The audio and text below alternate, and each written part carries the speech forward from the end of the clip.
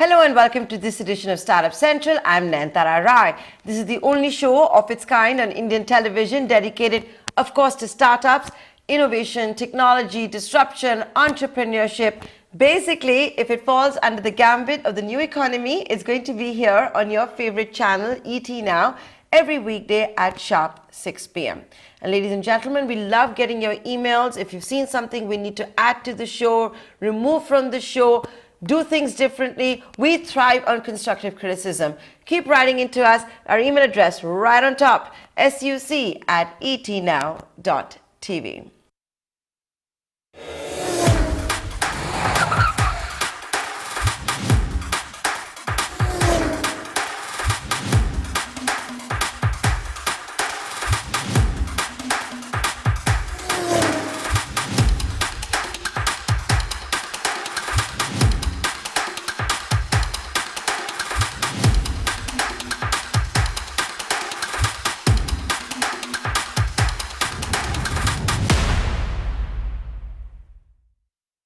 It's not a bird, it's not a spaceship, it is a car. It's an electric vehicle from the house of Mahindras, and in fact here's Anand Mahindra talking about it. Batista only used to design cars for other people, for Ferrari, for Maserati and so on. I think somewhere inside himself he always harbored the dream of building a company that would carry only the Pininfarina badge. That's what we are seeing today. What you see behind me is a dream becoming reality. We are building a car company, not just a car. This car is going to provide the halo for everything that comes in the future. It's going to set the DNA right here. The future is here. India is trying to get EV ready, and with that, we're going to now talk about our next segment dedicated to EVs, Bounce. A startup is looking to disrupt the EV market. Yes, you've heard that before. Ola's talked about it, Athos talked about it.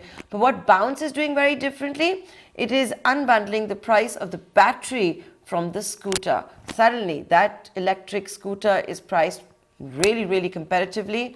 Average price of 40,000 rupees. Here's the founder Vivek, as well as one of the early investors, Karan Mohla of Chiratae. It's a conversation I had earlier. EVs have been so hot since the outbreak of the pandemic. Look at the Tesla stock, right? Back home itself, you're starting to see India get EV ready. It was starting before coronavirus, but all I can say is the EV makers have also stepped on the gas, whether it is Ather Energy, which came out with its bikes and delivered them, or Ola, which really opened up the market with, if I could call it, the nano version of its bike with a very attractive price point. Now you've got Bounce, which has also come out with its own bike, and it's ready to go to market. Does it have the traditional automakers worried? We did see Rajiv Bajaj, for example, saying traditional automakers can eat up all of these EV makers as breakfast, as oats, which was of course an acronym for Ola, Ather, as well as Torque. I'm going to be discussing this and a lot more with my next guests. They are Vivek, the co-founder at Bounce, as well as Karan Mohla of Chiratae, who's an investor in Bounce.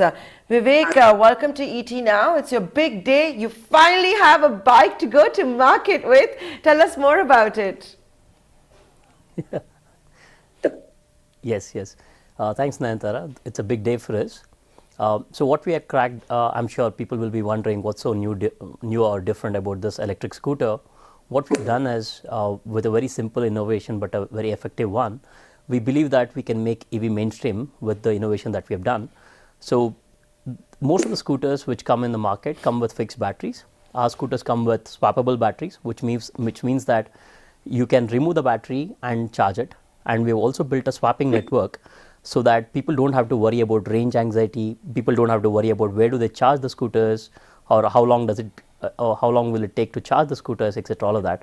As you know, millions of them live in apartments, and charging electric scooters in an apartment or for those who don't have a parking space is a big challenge. So what we have done is we have built a very strong scooter, which also looks beautiful, and we have come out with an innovation where the batteries are removable, so people can actually carry the battery and charge. Or the most interesting part is that they can buy the scooter with battery as a service solution, so they don't have to worry about range anxiety at all. So they can find the nearest battery swapping station on the mobile app. go there, swap their empty battery with the charged one. So our scooters come with an infinite range, and that's the beauty of the model. Because of the battery as a service solution that we have deployed, the cost of the scooter also can be really competitive. So our scooters are priced at 68,999 for scooter with battery and charger. If users choose to buy the scooter with battery as a service, the scooters are priced as low as 36,000 in cities like Gujarat, in states like Gujarat, and 42,000 to 44,000 across India. So it's a fantastic price point for a very good scooter. We think we have something which can make EV mainstream in India. That's more about our scooter. 36,000 to 42,000 rupees, the average price. You're trying to pull off an Ola and open up the market a lot more. But I'm going to ask you, what's going to be the radius? How long will the electric scooter last before it needs a recharge? Right. So the scooters come with a 2 kilowatt hour battery, which means that with every charge it gives us 85 kilometers of range. But the beauty of the model is that people don't have to worry about range. It comes with an infinite range, because whenever they think they are out of range from the battery, they can go to the nearest swapping station and swap their empty battery with charged batteries. So they don't have to really worry about what is the range of the scooter. That's the beauty of this model. Yeah. Karan, do you think Chiratae has hit jackpot with this investment? Because the fact is, we've seen a lot mushrooming of a lot of startups, right, as far as EVs go. No, I'm not trying to take anything away from Vivek or what Bounce is trying to do, but it is a fact. And now you've got private equity or VCs which are backing multiple of them. So do you think you've hit jackpot? Without a doubt. I think we hit jackpot some time back.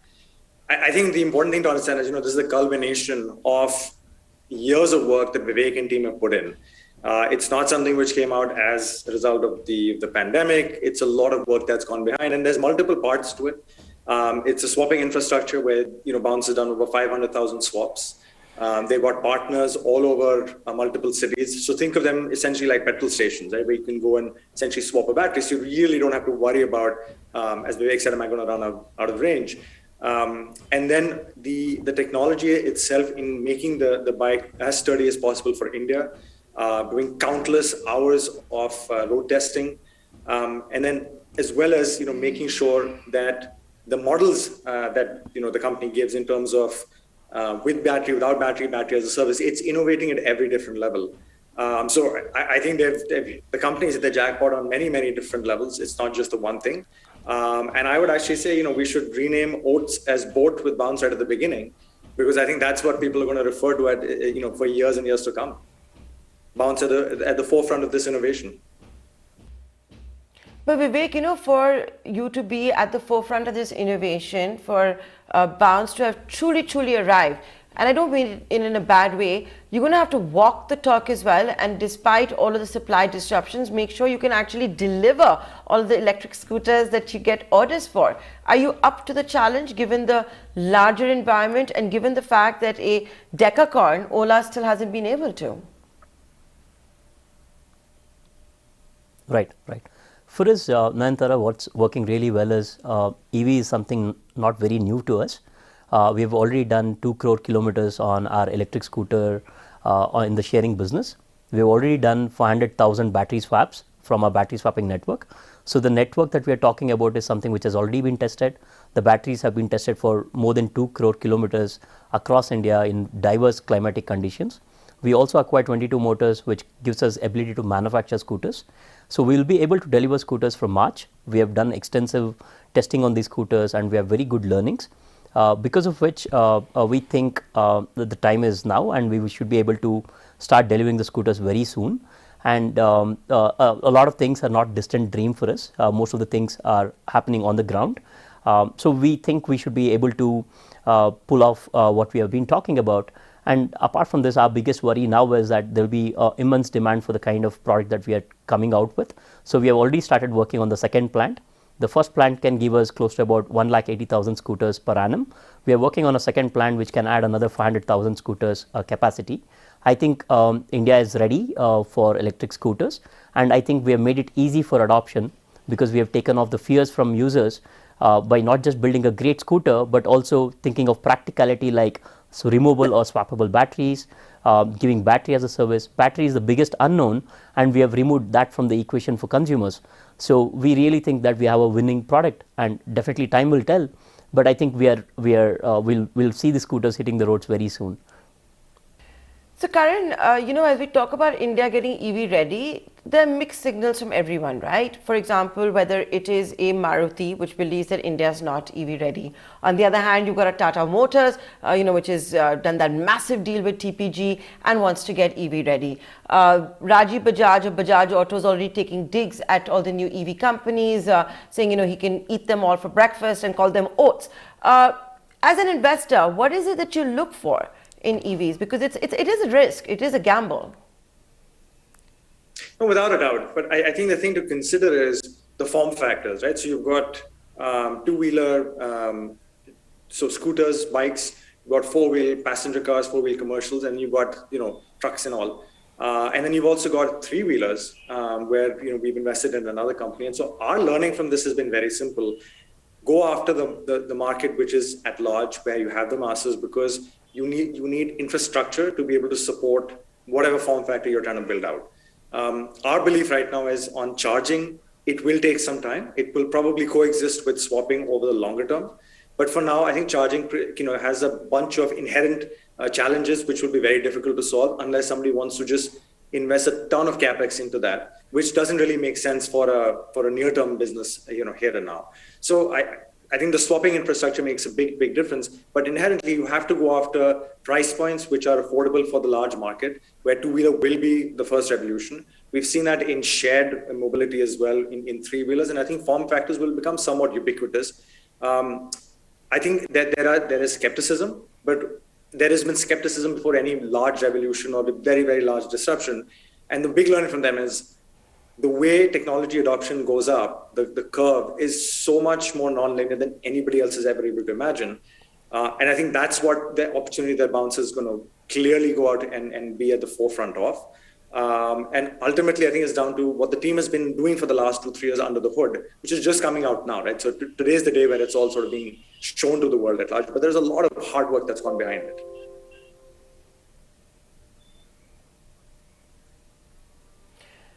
So Vivek, let me ask this question. When you take out the cost of the battery, which is one of the most expensive components when we talk about EVs, and you arrive at this average price of an electric scooter of, let's say, 40,000 rupees a piece, who pays for the battery? Somebody has to fund it, somebody has to pay for it. Is it folks like Karan Mohla and Chiratae? Yes. No, so Nayantara, what happens is, if you take a typical petrol scooter, today, people pay for the scooter and pay for the fuel as they go, right? So that's the same model that we have replicated, where consumer buys the scooter with battery as a subscription. So the upfront cost of the scooter comes down. For battery, the user pays as and when he uses it. So it can be based on a per swap cost, or it can be a subscription model where, like telecom prepaid models, user can choose to a particular prepaid plan, which will give them access to X number of kilometers, which suits them. So we will have various subscription plans based on the user's need, and user can tag along to a subscription plan and get X number of swaps or X number of kilometers along with the scooter. So that it's variabilized, and users actually don't have to worry about replacement cost of the battery. Today, nobody talks about replacement cost of battery when it comes to electric vehicles at large. So there is a substantial replacement cost for these batteries, which none of them are talking about. By variabilizing the cost of battery, we are also taking away that. We are also taking away the uncertainties around battery's life, etc. All of that, and we at scale can operate this better than giving this headache to a consumer. So that's been the plan.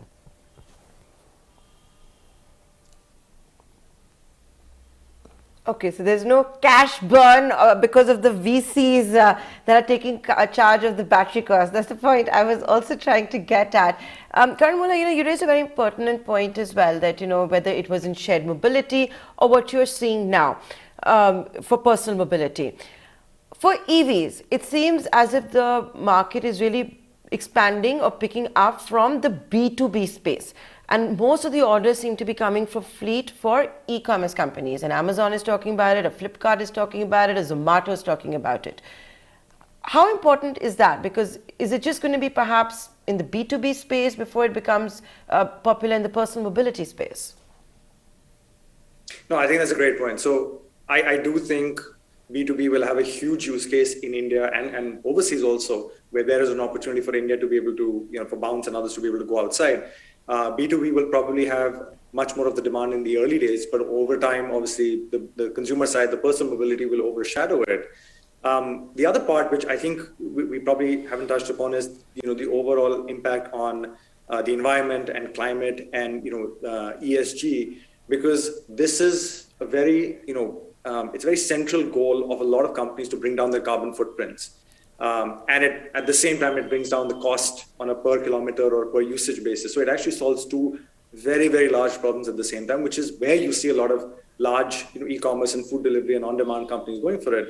So I think there's a double incentive for companies to do that. They've already publicly announced initiatives to go this way. And I think that's going to be a very large part. And that's also where we believe a lot of capital will come from in terms of both Indian investors, especially global investors, where, to your earlier question to Vivek, they will be able to also finance the cost of batteries, to the cost of swapping centers. And it, net becomes a slightly less capex intensive model upfront, because you have various forms of asset financing that are possible through much cheaper forms of capital than just pure equity. And I think that when you look at it overall, very few opportunities or sunrise opportunities actually have this sort of commercial as well as impact orientation towards it, which is where you'll see so much more interest coming in from both the private, public, and the impact sectors.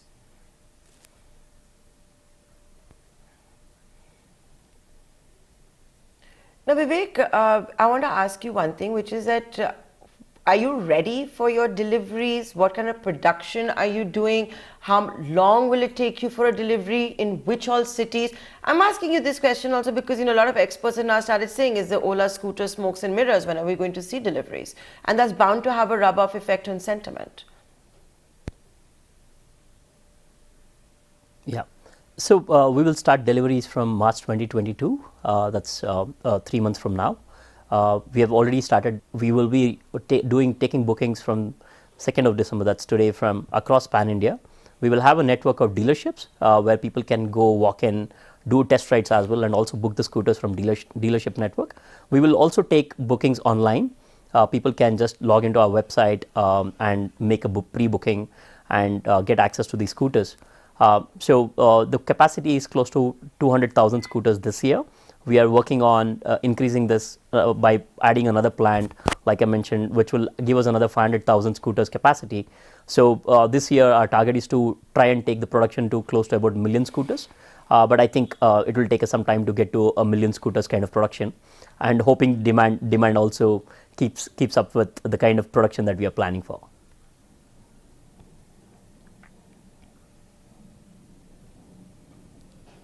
So you will deliver March 2022. You have all the parts. You're not going to later say there's global supply disruptions.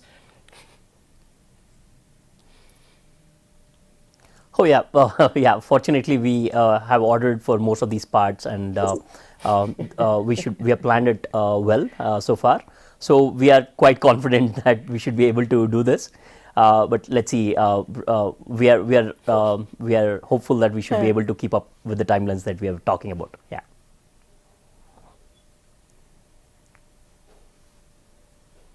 Okay, so with that, we wish you all the very best. We'll have you back in March to figure out if you do meet the timelines that you have promised and how many of these scooters that you have sold.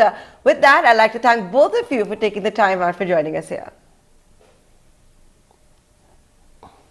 Thank you so much, Nayantara. Thank you so much. Bye-bye.